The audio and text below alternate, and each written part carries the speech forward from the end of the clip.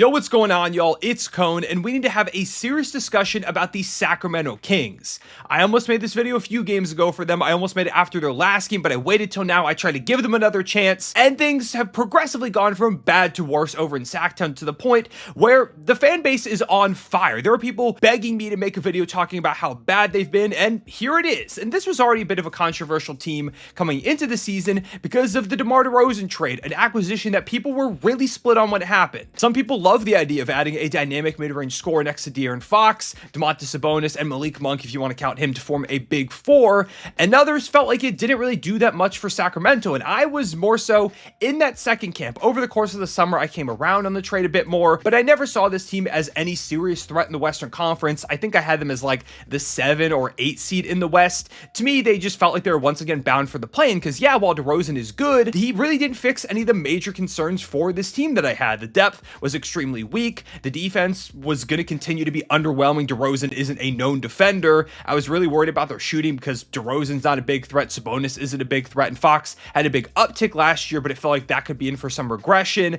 There are a lot of reasons that I was worried. Plus, in a Western Conference that was just so loaded with talent that plays both ends with some really deep teams and some superstars, Sacramento really doesn't have any of that. And well, right now, they kind of suck. It reached a boiling point last night when they played the San Antonio Spurs, who aren't a bad team, but it's a squad that the Kings, if they want to be serious, need to be able to get a win against. And instead, they built up a 17-point lead and completely threw it away, losing in the end. And in the process, gave up a franchise record 23 threes to San Antonio. That's been a theme for them so far this season, giving up a billion threes to anybody they face. Their big four went crazy with 28, 5, and 8 from DeRozan. Sabonis had 25, 13, and 6, 23, 6, and 9 from Fox, although the shooting was rough, 19, 7, and 6 from Malik Monk. Like, those top four guys, kind of how they have been all season, were hooping out there, but they didn't really get much support at all outside of those guys. And as a team that gave up 127 points, you're not going to win a lot of games when nobody contributes outside of 4 guys and you give up that much to the opposing offense. With this loss, they're now 2-7 in their last 9 games with a massive blown lead to the Nets recently. They got rinsed by Oklahoma City and the Clippers. They lost very comfortably to the Blazers, who are right behind them in the standings. In fact, they're now 9-12 on the season right now, which puts them as the 12 seed, only a game ahead of Portland and 3.5 games back of the 6 seed, which isn't that far back, but they're not playing like a team that has any chance to catch up with some of those teams in the West. They're kind of starting to figure it out in that middle of the pack area. And this has led to an angry mob calling to rebuild, start over, trade everybody, fire Mike Brown. It's crazy right now. If you check the Kings Reddit or really any Kings Twitter account, things are burning down right now in the Sacramento fan base.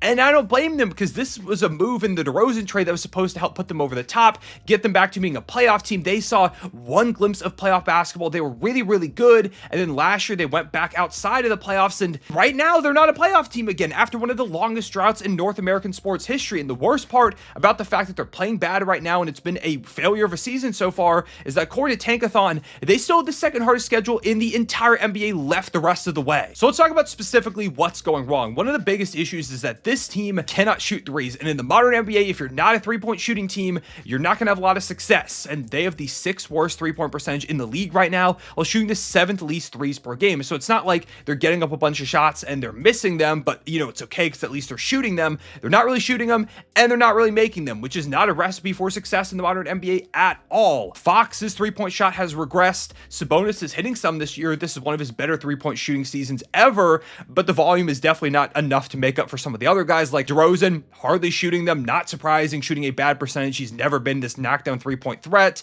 and that's not ideal at all. That you have no like massively effective volume three-point shooters in your big three. That's a pretty big problem. Keon Ellis can hit them, but again, doesn't shoot a lot of them. Malik Monk has been decent from the outside this season. Trey Lyles hasn't hit them this year. That's supposed to be one of his things, and now he's injured. Kevin Huerter has been a disaster this season, shooting 27.7%, being terrible defensively, just completely unplayable at this moment for Sacramento. And then probably the most disappointing guy of them all has been Keegan Murray. The Kings have been counting on Keegan to take a step at some point as their former 4th overall pick and really put this whole thing together. If he can become one of the best two-way wings in the NBA, he is a connecting piece for this team. I don't think he pushes them to contending. He would have to become a star for that. But if he could just start to progress at a high rate, then suddenly you have a lot more hope if you're a Kings fan. But this has been one of the worst seasons of his career. I know it's only 3 seasons, but after last year in his rookie season where he was out there setting records, there hasn't been that much progression. If anything, there's been regression. He's currently shooting a career low from 3 at just 27.8%.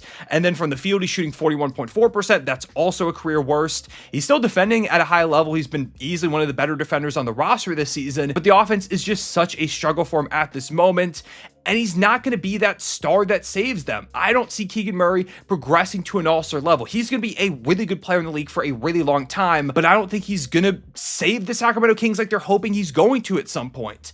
And part of me wonders if the offensive drop-off for him has been the fact that he's had to cover up so much defensively for this team because the personnel is not really there and they're making a bunch of mistakes. Which brings us to another big problem, which is that the defense is bad. I'm not surprised by it, but it's been the case so far this season for a few reasons. Number one, they don't have a lot of size out there. And while you can succeed without size in the NBA, I'm going to bring up the Thunder. I know I always do in these videos, but the Thunder have been a pretty small team for a lot of the season because Chet Holmgren got hurt and Isaiah Hartenstein only recently returned. But they have a lot of these like versatile wings, guys that can guard multiple positions. The Kings don't really have that to make up for their lack of size. And they also run this scheme where they're switching a lot, and because they don't have that size or versatility, it's resulting in a ton of mismatches. So it ends up in buckets, or they have to send a double over, and because they don't have guys that can quickly close out or guys that can rotate over, again, just not a lot of high-level defenders on this roster, they're giving up so many wide open threes, and it's leading to them getting torched on a nightly basis. Like I said, the Spurs broke their three-point record tonight with 23, and I believe had 22 the last time they played them. So they've nearly had their best 2 3-point shooting games ever against this Kings team in the same season. Right now, the Kings are giving up the 3rd best opponent 3-point percentage in the entire NBA. Opposing teams are shooting 38.2% from the outside against them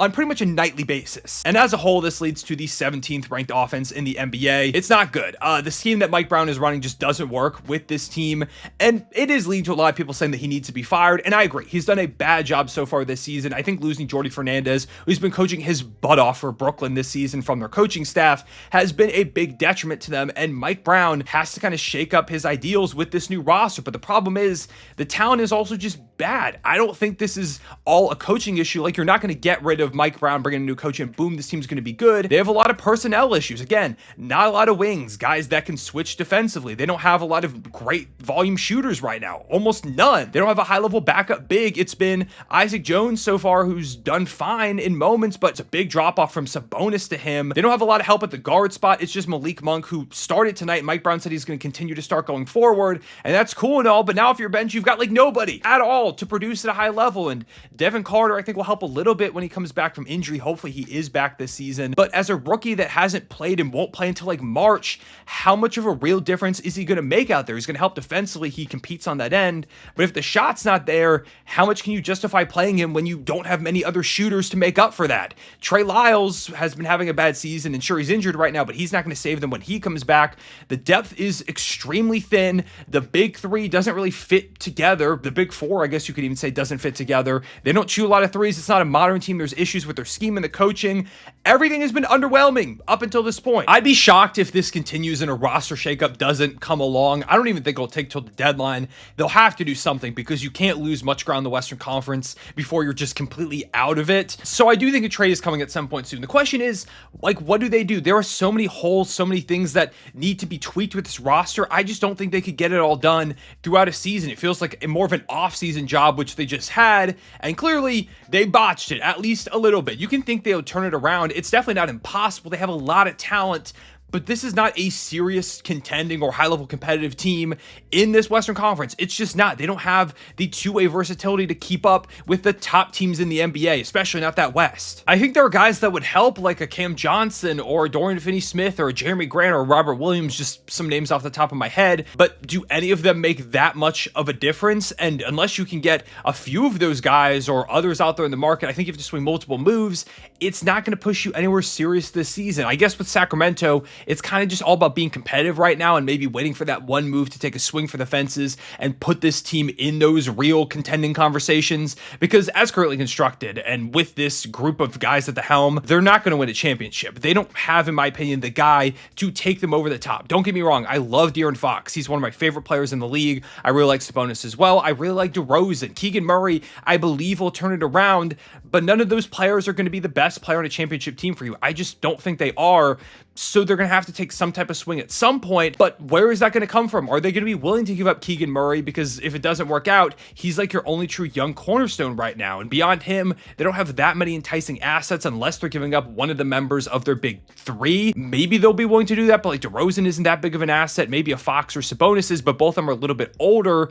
Not that old, obviously, but if you're like swinging for a star trade, they're not that young cornerstone piece that you might want if you're one of those other teams. I don't know. It's just a very complicated situation right now in Sacramento, and I don't really know where they go from here. I think you just kind of hope they can turn the season around, but if they don't, it might have to be one of those figure out in the summer situations. You can make moves throughout the year, but I don't know how much that's actually going to help them with all the issues that are there on the roster right now. They're just in a bad spot. It feels like they botched the offseason. They wasted their opportunity to really mold this roster the way that they needed to after last year's big time regression, and they didn't do the job they had to. So yeah, those are my thoughts in Sacramento right now. Let me know down below in the comments what your opinion is. Do you think they have somebody that could be the guy in a championship team on the roster? What moves would you make if you're the general manager? Would you fire Mike Brown? Do you think this team is salvageable as is, or do they have to make moves? And if they can make some small ones, can they still turn themselves into one of the best teams in the West, or is this just truly a lost season, which would really suck? Because I like when the Kings are good. That year where they were really good and they're lighting the beam and the atmosphere of some of the best in the NBA was so much fun. I want to see that Sacramento return, that hype, that energy around the team. It's just not there right now, and I don't know when it's going to come back. It feels like after that year, they're like, okay, we're great. Everybody saw a little bit of regression coming, except for them, and they've just really fallen behind and didn't make moves to improve when they had the opportunity. So yeah, I appreciate you watching. Leave a like and subscribe if you enjoyed. Also, this is a different mic that I'm going to start using for these videos. I just got a new one. It should sound really good, but if anything sounds a little bit off that you think I might need to tweak, let me know down below in the comments. I'd love to hear your thoughts. But yeah, again, appreciate you watching. See you later. Rail and say back, all that stuff. Sorry, Kings fans.